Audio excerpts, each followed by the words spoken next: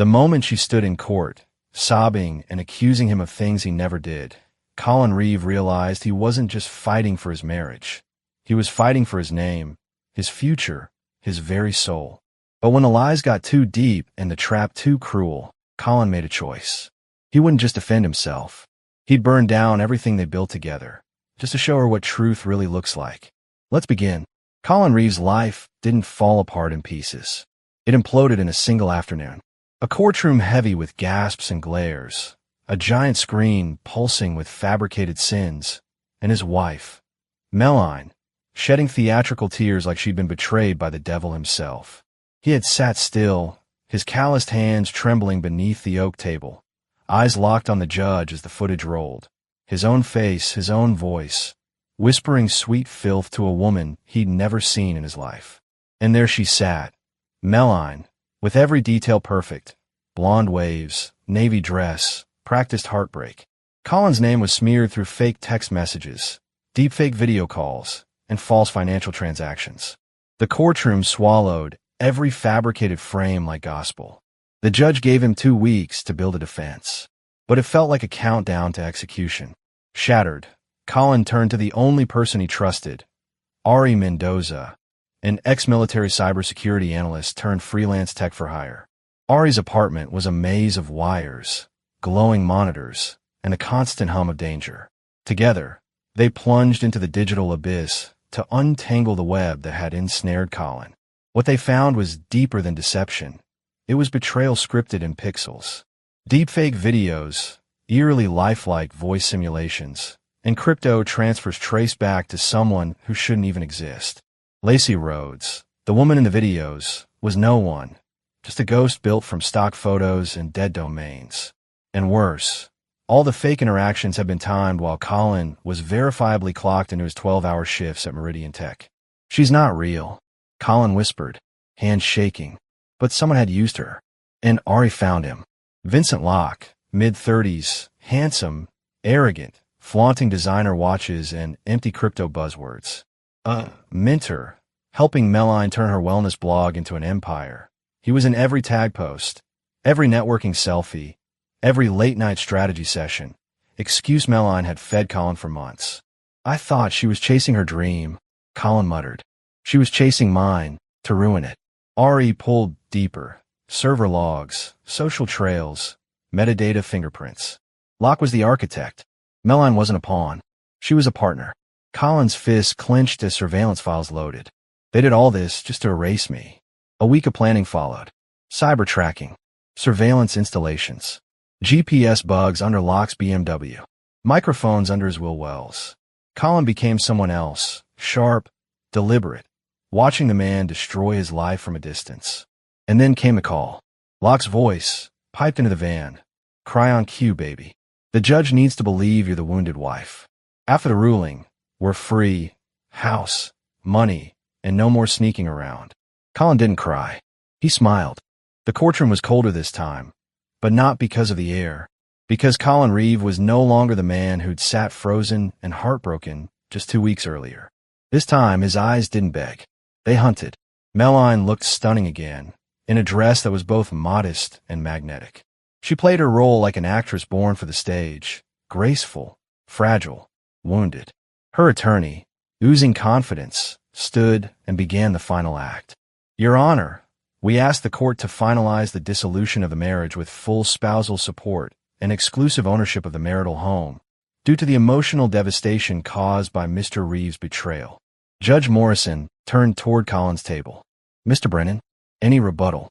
Colin didn't wait for his exhausted public defender. He stood slowly. Your Honor, I have requested a digital forensic expert to testify, Mr. Ari Mendoza. He is here today. The judge raised an eyebrow. Proceed. Ari's steps were steady as he approached the stand. He opened his laptop, plugged in the display cord, and began, methodically, clearly. Your Honor, the evidence presented in this courtroom was not just misleading. It was fabricated. Every image, video, and audio clip was created using advanced AI-based deepfake technology. Slides began to flicker across the screen. Breakdown of facial mapping inconsistencies.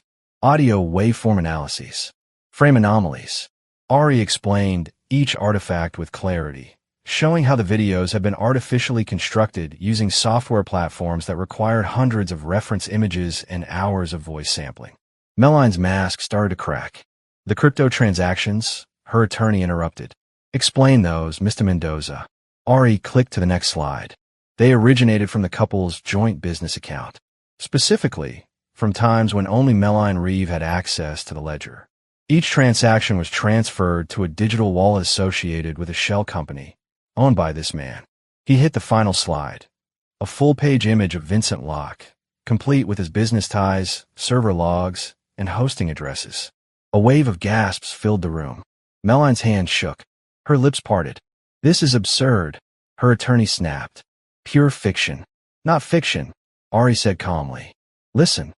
He played the audio clip. Vin's voice, crystal clear, laughing. The deepfakes are flawless. She used her own phone to feed me the content. I just clean it up. After the divorce, she gets the house, the assets. We vanish. Costa Rica, baby. Silence. The judge's gavel hit with like thunder. Meline Reeve, the judge said slowly. Do you have any explanation for these recordings? Meline's mouth opened, then closed. She looked at Colin. I didn't know he would actually. Enough, the judge snapped. Bailiff, detain Mrs. Reeve for questioning. I want Vincent Locke in this courtroom, immediately. But no one had to fetch him. The doors creaked open, and in walked Vincent Locke, dressed like a millionaire on a Netflix set, every inch smug and untouchable. Your Honor, he said smoothly, there seems to be some confusion. I'm here to clarify. Colin's heart pounded. This was it. Vin sat under oath, smiling, posturing. I never created anything illegal. I was just helping Meline expand her online platform. But Ari clicked play again. The damning recording. The one where Vin boasted about voice synthesis, using over 300 images, running crypto payments through shell corporations. His expression crumbled. That recording is fake. Colin stood now. Calm. Clear. That recording came from your car, Mr. Locke. Public parking garage. No warrant needed. No privacy expected. Surveillance was legal. And I have more. Screens lit up. Server logs. Financial flows. Audio snippets. Everything tied to Locke's fraudulent operations across multiple states. Divorce schemes, identity theft, deepfake blackmail. Vin turned pale. Tried to leave. But two bailiffs blocked him. Vincent Locke, you are under investigation for fraud, conspiracy, identity theft, and racketeering, the judge said. And Mrs. Reeve, your claims are dismissed. You will both be held pending federal investigation. As the cuffs clicked shut, Meline looked back at Colin, her eyes wild with panic. Colin, please. Tell them I didn't mean for this. But Colin's voice was calm. You meant every second of it. The moment you let him use my face to destroy my life, that's the moment you chose your side. Her knees gave out, and Colin turned his back. The rain had stopped by the time Colin stepped out of the courthouse, but the storm inside him hadn't. It wasn't anger anymore. It was something colder, deeper, clarity. He had been played, humiliated, framed, and left for dead. But now the game had shifted. He wasn't a victim anymore. Back home, everything looked the same but felt different. The house smelled of lavender and manipulation. He couldn't look at the walls without hearing Meline's lies echoing from them. So he ripped them down. He cleared out every remnant of her. The photo frames, the furniture she picked, the scented candles. Every piece of art she claimed reflected her journey. Gone. Replaced with raw, minimalistic pieces that mirrored his new outlook. No more illusions. Just honesty. Days turned into weeks. The media exploded once the recordings leaked. First locally, then nationally. Crypto con man exposed by framed husband. The headlines read. Vin Locke had been a ghost in dozens of similar scams. Colin's case had opened the floodgates.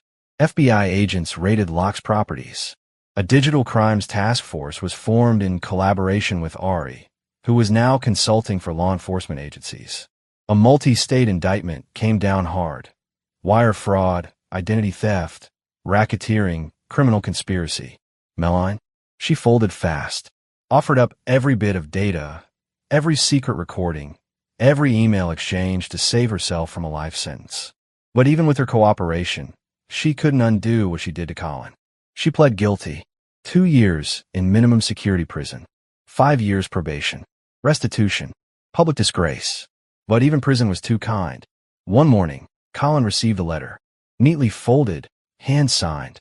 Colin, I know I don't deserve this, but I'm sorry. Truly, I've found faith again inside these walls, and I now understand how much I hurt you. I see it every night before I close my eyes. I loved you once, maybe I still do. If there's any room in your heart, someday, maybe you could forgive me. Meline. He stared at the page. No anger, no emotion, just numbness. He slid it into the shredder and watched the pieces fall like confetti on a party that would never happen. That same evening, Colin sat on the back porch with Ari, a bottle of aged bourbon between them. You read it? Ari asked. Shredded it. Good. You don't owe her anything. Colin nodded, eyes on the night sky. You ever think we build our whole lives trying to be good husbands, good men, and then one lie from someone you trust destroys it all? Ari poured them another glass. You weren't the one lying. You fought back. That makes you more than good. That makes you dangerous. They toasted to that. Meanwhile, the full scale of Locke's schemes unraveled. 17 confirmed victims across 5 states. All men, all with substantial assets, all manipulated into humiliating divorces or blackmailed into silence. Most of them had seen their marriages dissolve. A few never recovered. But with Colin's evidence and Ari's help, several cases were reopened. Some of the men even reached out to Colin personally. You saved my life, one of them said over a video call. I thought I was alone. I thought I was crazy. You gave me proof that I wasn't the monster they painted me to be. Colin didn't know what to say, but maybe that was enough. He wasn't just a survivor now. He was a symbol, and as the world began to view him differently, so did he. He left Meridian Tech with a generous package, part voluntary retirement, part corporate PR move to celebrate their wrongly accused engineer. He began working as a consultant, speaking at cybersecurity events, mentoring younger men on digital resilience, and quietly investing in victims' rights legal groups. And every time someone asked him why he still kept his wedding band in a box in his office drawer, he would answer the same way. To remind myself how far I've come from who I used to be. Colin didn't chase revenge anymore. He'd already won. The justice system, the public, and even his betrayers had finally been forced to speak the truth he'd known all along. But justice, he found, was only the first layer of healing. What came next was harder, rebuilding a life that didn't revolve around pain. He poured his energy into something new. Ari had taken Colin's check, eventually, and launched a digital security firm called Sentinel Veil. And Colin, despite his reluctance to be in the spotlight, became its first official advisor.